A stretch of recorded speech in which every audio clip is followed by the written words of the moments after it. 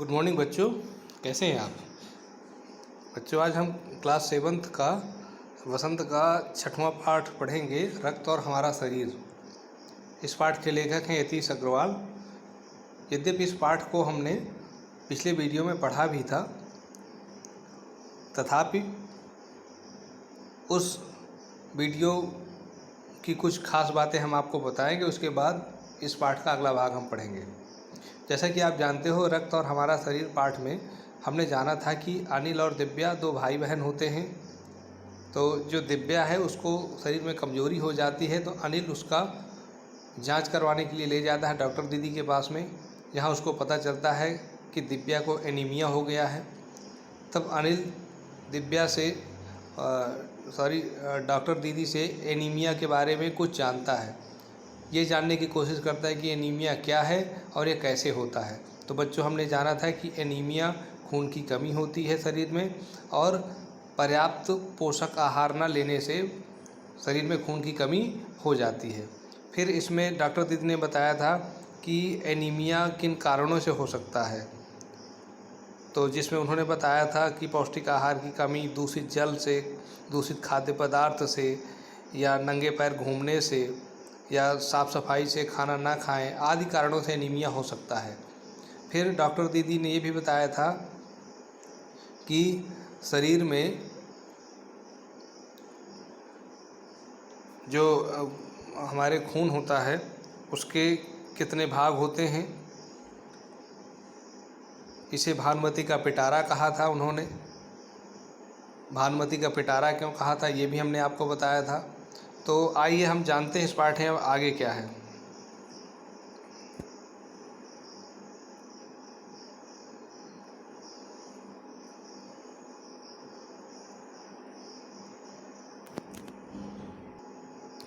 तो दीदी ने कहा था कि हमें नंगे पैर इधर उधर नहीं घूमना चाहिए, नहीं तो उससे हमें एनीमिया हो सकता है, शरीर में कीटाणुओं का प्रवेश हो सकता है। आगे जानते हैं। दीदी, यह तो बहुत ही महत्वपूर्ण बात बताई आपने, अनिल बोला। वह पल भर सोच में डूबा रहा। फिर बोला, आपने बताया था कि रक्त में सफ़ेद कण और बिंबाणु प्लेटलेट कण भी होते हैं शरीर में, उनका क्या काम है। बच्चों, इसके पहले हमने आपको बताया था कि लाल कण के बारे में भी डॉक्टर दीदी ने बताया था। लाल कण क्या होते हैं? वो जो बालूशाही के आकार के होते हैं और 1 मिलीलीटर खून में करीब 4 से 5 लाख बताया गया था। आइए अब जानते हैं आगे कि सफ़ेद कण क्या होते हैं और प्लेटलेट्स कण क्या होते हैं।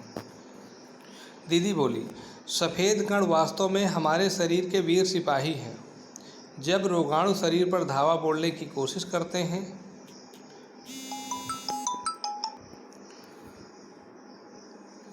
हाँ, तो हमने यहाँ पर पढ़ा था कि जो सफ़ेद कण होते हैं वो हमारे शरीर के वीर सिपाही हैं। जब रोगाणु शरीर पर धावा बोलने की कोशिश करते हैं तो सफ़ेद कण उनसे डटकर मुकाबला करते हैं और जहाँ तक संभव हो पाता है रोगाणुओं को भीतर घर नहीं करने देते। बस संक्षेप में यूँ मान लो कि वे बहुत से रोगों से हमारी रक्षा करते हैं। तो बच्चों, समझ गए आप कि सफ़ेद रक्त कणों का क्या कार्य है। उनका कार्य है हमारे शरीर में जो दूसरे रोगाणु आते हैं उनसे हमारी रक्षा करना। इसीलिए इनको वीर सिपाही कहा जाता है। जिस तरीके से देश की रक्षा कौन करते हैं? वीर सिपाही करते हैं। दूसरे देश के दुश्मनों को देश की सीमा से ही बाहर भगा देते हैं। उसी प्रकार से शरीर में रोगाणु रूपी जो दुश्मन आते हैं उनको ये हमारे शरीर के वीर सिपाही उनको बाहर भेज देते हैं। ये सफ़ेद रक्त कणों का कार्य है। अब प्रश्न उठता है, बिंबाणुओं का क्या काम है। तो दीदी बताती हैं, और बिंबाणुओं का काम है चोट लगने पर रक्त जमाव क्रिया में मदद करना। रक्त के तरल भाग प्लाज्मा में एक विशेष किस्म की प्रोटीन होती है जो रक्त वाहिका की कटी फटी दीवार में मकड़ी के जाले के समान एक जाला बुन देती है। बिंबाणु इस जाले से चिपक जाते हैं और इस तरह दीवार में आई दरार भर जाती है, जिससे रक्त बाहर निकलना बंद हो जाता है। तो बच्चों, समझ में आया बिंबाणुओं का क्या काम है।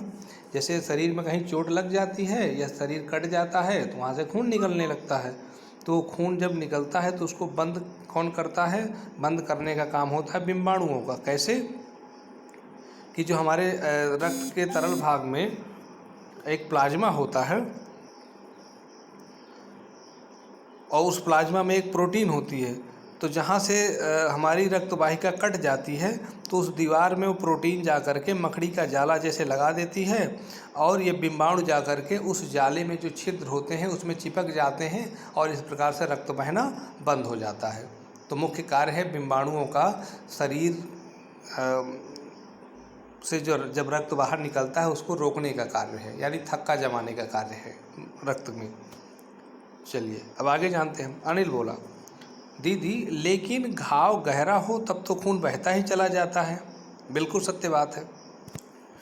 तब दीदी क्या कहती, हाँ ऐसे समय में उस व्यक्ति को जल्दी से डॉक्टर के पास ले जाना चाहिए। ज़रूरत समझने पर ऐसी स्थिति से निपटने के लिए कुछ टाँके भी लगाने पड़ सकते हैं, किंतु डॉक्टर के पास पहुँचने तक के समय में चोट के स्थान पर कसकर एक साफ कपड़ा बांध देना चाहिए। दबाव पड़ने से रक्त का बहना कम हो जाता है, जो उस व्यक्ति के लिए काफ़ी लाभप्रद सिद्ध हो सकता है। किंतु अगर बहुत अधिक रक्त बह जाए तो उसे रक्त चढ़ाने की ज़रूरत भी पड़ सकती है, दीदी ने समझाते हुए कहा। तो बच्चों आपने समझा कि बिंबाणुओं का कार्य तो है रक्त को रोकना, लेकिन यदि घाव ज़्यादा बड़ा है तो खून का दबाव इतना तेज होता है कि जो हमने बात की थी प्रोटीन की, जो प्लाज्मा में प्रोटीन होता है वो जाला बना ही नहीं पाता, वो जाला ही बह जाएगा। और यदि जाला ही बह जाएगा तो फिर उसमें बिंबाणु आके कहाँ से फंसेंगे। इसीलिए अगर ज़्यादा तेज बहाव है रक्त का, ज़्यादा बड़ा घाव है, तो सबसे अच्छा उपाय है कि उसको डॉक्टर के पास ले जाना चाहिए। और डॉक्टर के पास ले जाने में अगर देरी है तब तक उसे साफ कपड़े से उस घाव को बड़ी मजबूती से बांध देना चाहिए ताकि रक्त का बहाव रुक जाए। अन्यथा रक्त के बहाव से व्यक्ति की स्थिति गंभीर हो सकती है और उसकी मृत्यु तक हो सकती है। इसलिए पहला और प्राथमिक कार्य यह है कि अगर घाव बड़ा है तो उसको साफ कपड़े से कस करके मजबूती से बांध दें ताकि रक्त ना बहे, और शेष कार्य फिर डॉक्टर करेंगे, अपना साफ सफाई करेंगे और टाँके इत्यादि लगाएंगे। ठीक है बच्चों, आगे बढ़ते हैं। अनिल ने कहा, क्या ऐसे समय में किसी भी व्यक्ति का खून काम आ सकता है? दीदी बोली, अनिल हर किसी का रक्त एक सा नहीं होता है। कुछ विशेष गुणों के आधार पर रक्त को 4 मुख्य वर्गों में बांट दिया गया है। जरूरतमंद व्यक्ति के रक्त समूह की जांच करने के बाद उसे उसी रक्त समूह का रक्त चढ़ाया जाता है। लेकिन ज़रूरत के समय यदि उस रक्त समूह का कोई व्यक्ति मिले ही नहीं तब? अनिल ने पूछा। तो दीदी आगे क्या उत्तर देंगी जानेंगे, लेकिन यहाँ पर हमने क्या जाना कि अगर किसी व्यक्ति का खून ज़्यादा बह जाता है तो फिर उसे और खून की ज़रूरत पड़ती है, रक्त की ज़रूरत पड़ती है, दूसरे के रक्त की ज़रूरत पड़ती है और दूसरे का रक्त फिर उसको चढ़ाया जाता है। लेकिन ध्यान रहे, रक्त उसी समूह का उसको चढ़ाया जाएगा जिस समूह का रक्त उस व्यक्ति के अंदर है। जैसे 4 समूहों की बात की दीदी ने कि रक्त ए ग्रुप होता है, बी ग्रुप होता है, AB होता है, O होता है। ये 4 ग्रुप होते हैं रक्त के, इनके सबके निगेटिव और पॉजिटिव होते हैं और यही रक्त ग्रुप वाले व्यक्ति को वही खून उसी ग्रुप का चढ़ाया जाता है। लेकिन समस्या कई बार क्या होती है कि उसी ग्रुप का जब उसको रक्त नहीं मिलता है तब क्या होता है, तो तब दीदी क्या उत्तर देती हैं, ऐसी आपात स्थिति के लिए ही ब्लड बैंक बनाए गए हैं। प्रायः हर बड़े अस्पताल में इस तरह के बैंक होते हैं जहां सभी प्रकार के रक्त समूहों का रक्त तैयार रखा जाता है। किंतु इन ब्लड बैंकों में रक्त का भंडार सुरक्षित रहे, इसके लिए यह आवश्यक है कि हम समय समय पर रक्तदान करते रहें, दीदी ने कहा। तो बच्चों, इस जो अभी हमारा प्रश्न था कि यदि किसी को उस ग्रुप का रक्त नहीं मिलता है तो क्या करना चाहिए, तो दीदी ने बताया कि ऐसी इमरजेंसी कंडीशन के लिए बैंकों में ब्लड बैंक होते हैं और अगर उस ग्रुप का रक्त व्यक्ति के पास नहीं है तो फिर ब्लड बैंक से ले सकता है। और बड़े बड़े अस्पतालों में सभी में ब्लड बैंक होते हैं जहाँ पर विभिन्न रक्त समूहों के रक्त सुरक्षित रखे जाते हैं और ज़रूरत पड़ने पर लोगों को दिया जाता है। लेकिन कई बार क्या है कि ब्लड बैंकों में भी रक्त की कमी हो जाती है, विभिन्न समूहों के रक्त की कमी हो जाती है। इसीलिए दीदी ने कहा कि हम सबका कर्तव्य है कि हम रक्तदान करते रहें और उन ब्लड बैंकों में इस प्रकार से रक्त की कमी नहीं होगी, विभिन्न समूहों के रक्त की कमी नहीं होगी। इसलिए हमको सबको रक्तदान करना चाहिए ताकि किसी ज़रूरतमंद को समय पर रक्त मिल जाए और उसके प्राण बच जाए। ऐसा हमारा दायित्व है, ऐसा दीदी कह रही हैं अनिल से। तो अनिल क्या कहता है, क्या मैं भी रक्तदान कर सकता हूँ? अनिल ने पूछा। तो दीदी क्या कहती हैं, नहीं, अभी तुम छोटे हो। 18 वर्ष से अधिक उम्र के स्वस्थ व्यक्ति ही रक्तदान कर सकते हैं। एक समय में उनसे लगभग 300 मिलीलीटर रक्त ही लिया जाता है। प्रायः यह समझा जाता है कि रक्तदान करने से कमजोरी हो जाएगी, किंतु यह विचार बिल्कुल निराधार है। हमारा शरीर इतना रक्त तो कुछ ही दिनों में बना लेता है। वैसे भी शरीर में लगभग 5 लीटर खून होता है। इससे यदि कुछ रक्त किसी ज़रूरतमंद व्यक्ति के लिए जीवन दान बन जाए तो इससे बड़ी बात क्या होगी, दीदी समझाते हुए बोली। तो बच्चों, आपने सुना कि किस व्यक्ति को रक्तदान करना चाहिए? तो उत्तर ये है कि जिसकी उम्र 18 साल से अधिक है वो रक्तदान कर सकता है। और एक बार में कितना रक्तदान कर सकता है वो? 300 मिलीलीटर। और अच्छा बच्चों, क्या रक्तदान से शरीर में कमजोरी आती है?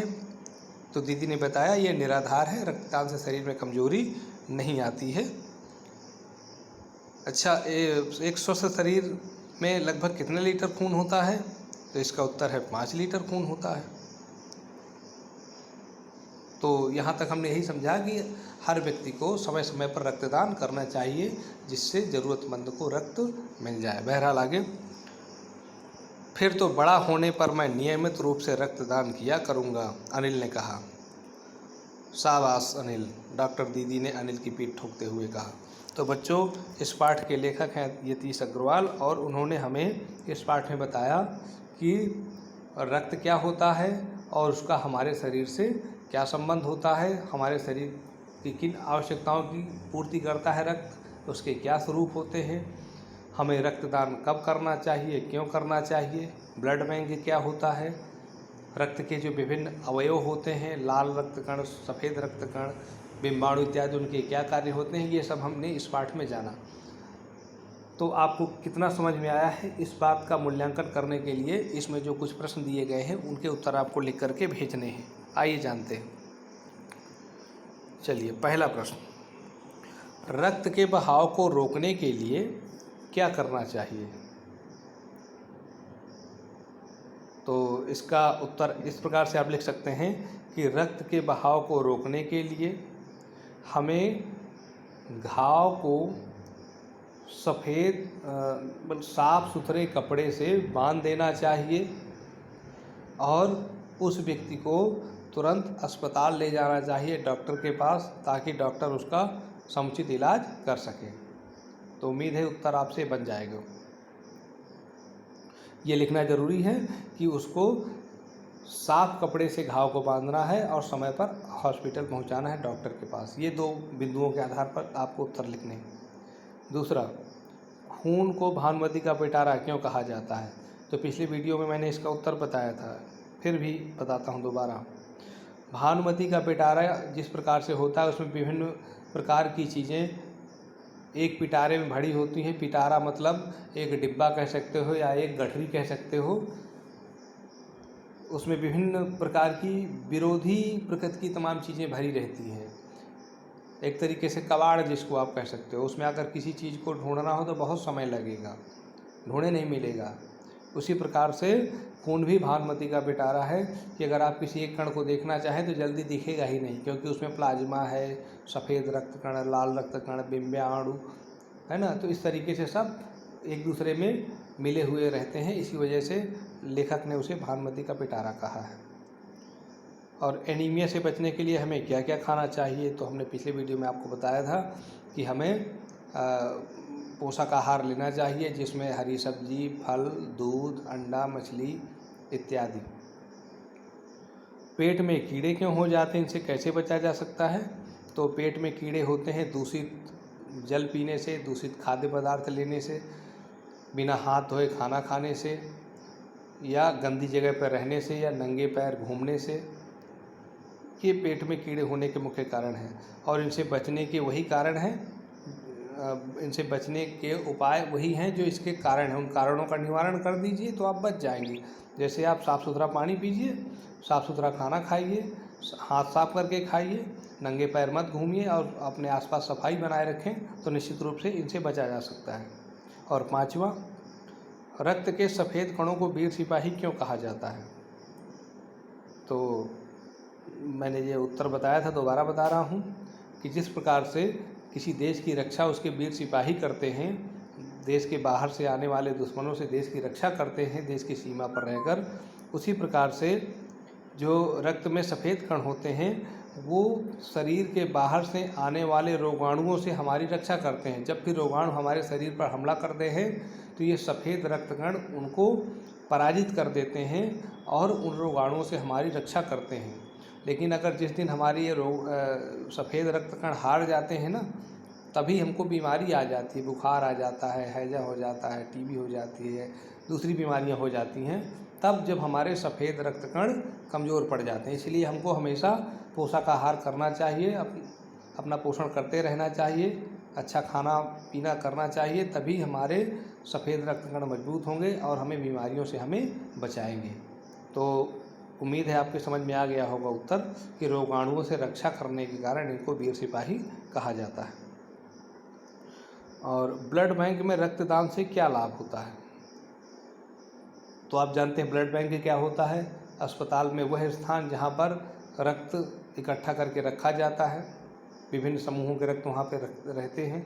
और अगर ब्लड बैंक में आप रक्तदान करते हैं तो किसी ज़रूरतमंद व्यक्ति को समय पर रक्त मिल जाएगा और उसके प्राणों की रक्षा हो जाएगी। तो ये इसका सटीक उत्तर है। तो रक्तदान से यही लाभ है कि किसी के प्राण समय पर बचाए जा सकते हैं। और सातवां, सांस लेने पर शुद्ध वायु से जो ऑक्सीजन प्राप्त होती है उसे शरीर के हर हिस्से में कौन पहुंचाता है? तो जैसे सबके काम हमने आपको बताए थे, सफ़ेद कणों का काम रोगाणुओं से रक्षा करना और लाल कणों का काम है पूरे शरीर में ऑक्सीजन को पहुंचाना। जो बालूशाही के आकार के लाल रक्त कण होते हैं उनका कार्य है पूरे शरीर में ऑक्सीजन को पहुंचाना। ठीक है, तो इसका उत्तर है लाल कण।